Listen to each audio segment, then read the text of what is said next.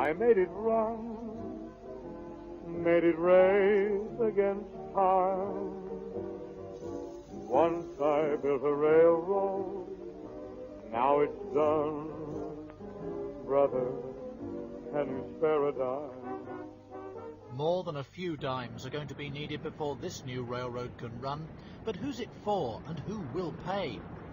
The plan is for trains to start running over these tracks through East London next summer, sweeping out across vestiges of the capital's old dockland on a series of spindly viaducts now nearing completion. At present, 11 high-technology trains are on order from GEC for the Docklands Light Railway. They'll be automatically driven. An attendant aboard will only check tickets and give advice.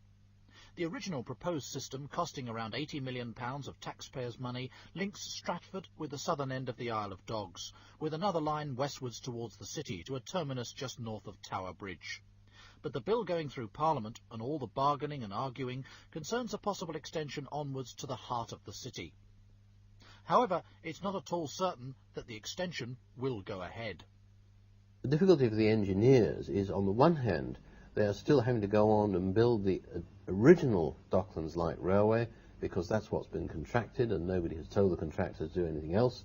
But on the other hand, they're in this curious sort of planning vacuum where they're trying to design changes for the Docklands Light Railway, and they really don't know quite what it is they're aiming at. The initiative for the railway came from the London Docklands Development Corporation, charged with regenerating the whole area, finding new things to replace the famous docks.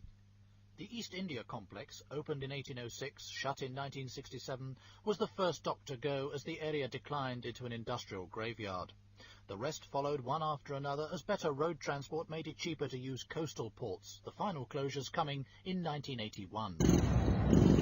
After that, the Docklands Corporation people reckoned a new transport system, a local system, was vital. It's funded by the Docklands Corporation and by London Regional Transport. And the new railway is encouraging a lot of private and very expensive new housing, conveniently close to central London.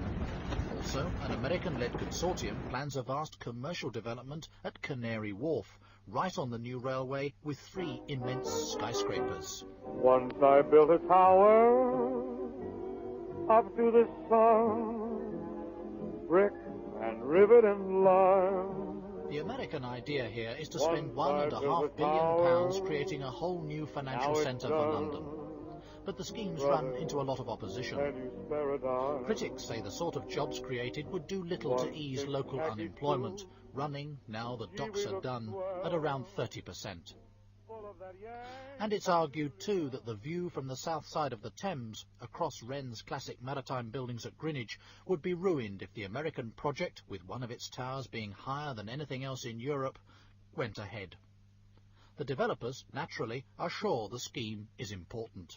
The intention really is to provide a home for the securities business as we think it's going to evolve over the next 5 to 10 years here in London. But here's the core of the argument and why the railway plays such a big part.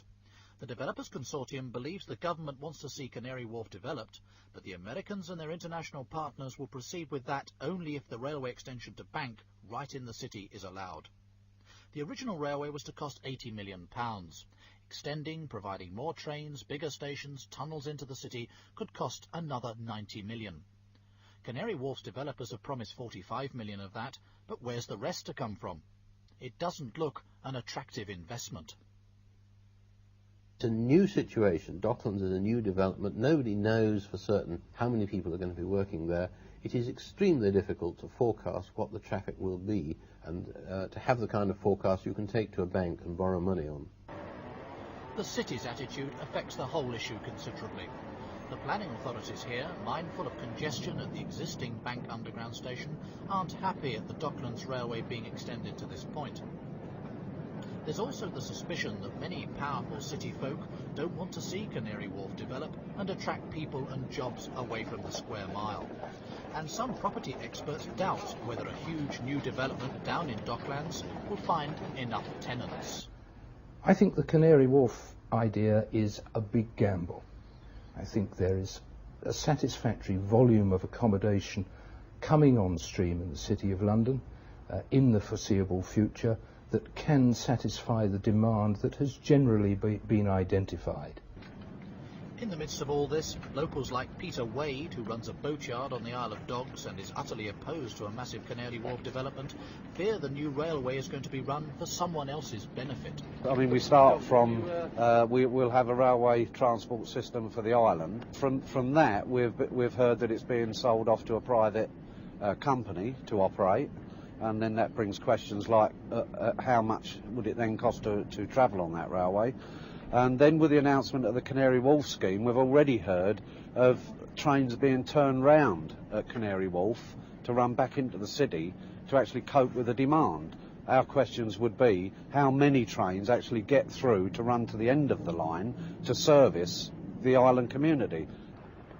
As the railway takes shape, some urgent new decisions will have to be taken. Government ministers don't want it to cost more than they planned, but they do want to regenerate Docklands. So if the government wants to keep another American group interested in coming to the aid of another piece of British enterprise, it may have to swallow hard and come up with some more public cash. Buddy, can you spare